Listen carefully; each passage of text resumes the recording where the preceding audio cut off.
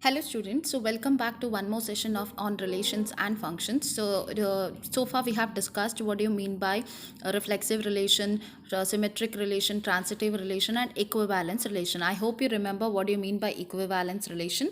So equivalence relation is a relation which is reflexive, symmetric and transitive. If a relation is satisfies all these three definitions, that is if it is reflexive, transitive and symmetric, then such relations are called as equivalence relation.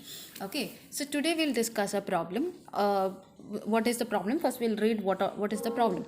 So R in the set of all triangles T defined by R is equal to set of all T1 comma T2 such that T1 is congruent to T2.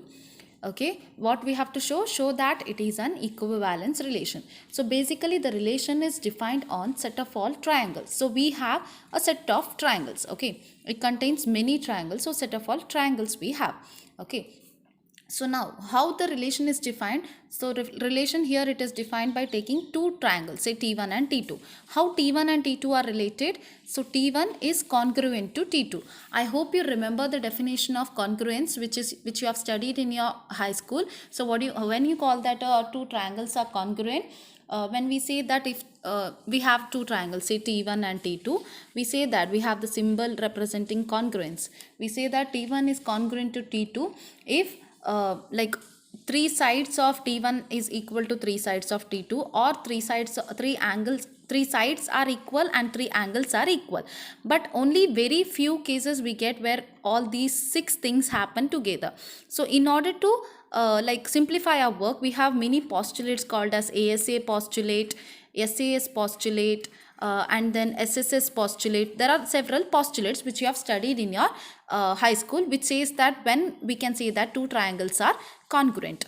So what does ASA postulate says? If you have two triangles and if the two angles of those two triangles are equal and one side, the side which contains those two angles are equal, then such those two triangles are called as congruent triangles. SAS implies if you have two sides and when you have two sides there will be an angle. Okay, if these are two triangles, okay, so these two are true triangles, and if you can say that these two sides and these two sides of these two, say this is T1, this is T2, and if these two sides of this triangle and these two sides of this triangle and this particular angle are equal, then by SAS postulate we can say that T1 is congruent to T2.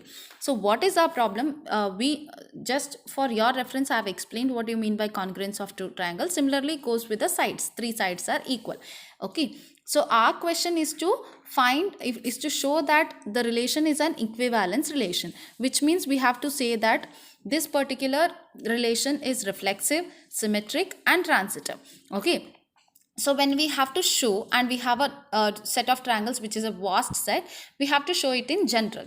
Okay, so I'll take in order to show that it is reflexive, what is the condition for reflexivity? A comma A belongs to R for every A belongs to A, correct? But here in place of A, that is set A, we have that set of triangles. We have to show that if we take any triangle T1 comma T1 belonging to R for every T1 belongs to T. If you take any triangle T1, the ordered pair of the form T1 comma T1, that is when we can say that the ordered pair belongs to the relation if T1 is congruent to T1. Whether T1 is congruent to T1 always, if you take two triangles, say T1, both are same triangle T1, can you say by any postulate that these two are congruent? Congruent means either you should have three sides are equal, or three angles are equal, or two sides and one angle are equal, or one side and two angles are equal. If you have two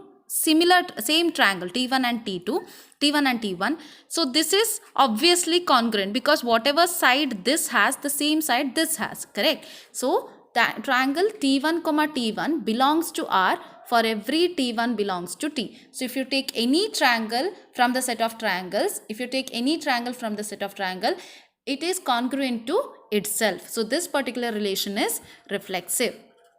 Okay, now coming to transitivity. So in transitivity, what is our condition? Suppose A comma B belongs to R, then we have to show that B comma A also belongs to R, correct? So what I'll take two triangles from the set of triangle, T1 and T2 from set of triangles, say T. And I'll assume that T1 comma T2 belongs to R. What do you mean by T1 comma T2 belongs to R? According to the definition, T1 is congruent to T2. Correct? T1 is congruent to T2. If T1 is congruent to T2, then reverse is also true. Correct? T2 is also congruent to T1. Suppose there are some similarities between T1 and T2. That is, if the two sides of T1 are equal to two sides of T2 and one angle of T1 is equal to one angle of T2, the reverse is also true, right? So T2 is also congruent to T1. What do you mean by T2 is congruent to T1 implies if T2 is congruent to T1, T1 is congruent to T2 means ordered pair T1 comma T2 is in R. T2 is congruent to T1 implies ordered pair T2 comma T1 belongs to R. So we have proved if we take any triangles T1 and T2 from T, and if the ordered pair T1 comma T2 is in R, then the reverse is also in R. So this particular relation is symmetric. Now coming to transitivity. In transitivity, we have to take randomly three triangles, okay, from the set of triangles, and we have to assume that T1 comma T2 is in R and T2 comma T3 is in R. Okay. Somehow we have to get the ordered pair T1 comma T3 in R. Only then our condition for transitivity holds. So I have T1 comma T2 in R and I have T2 comma T3 in R. According to the definition, what does that mean? T1 is congruent to, this symbol is congruent symbol. T1 is congruent to T2 and T2 is congruent to T3. Correct? That implies T1 is congruent to T2 but T2 is congruent to T3. In general, we can say that T1 is congruent to T3.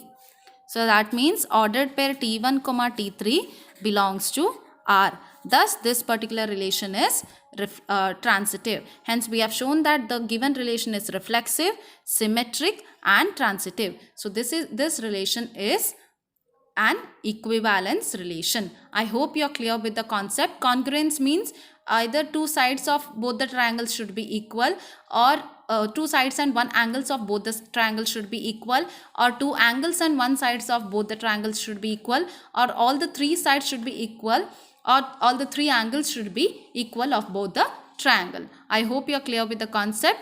Thank you.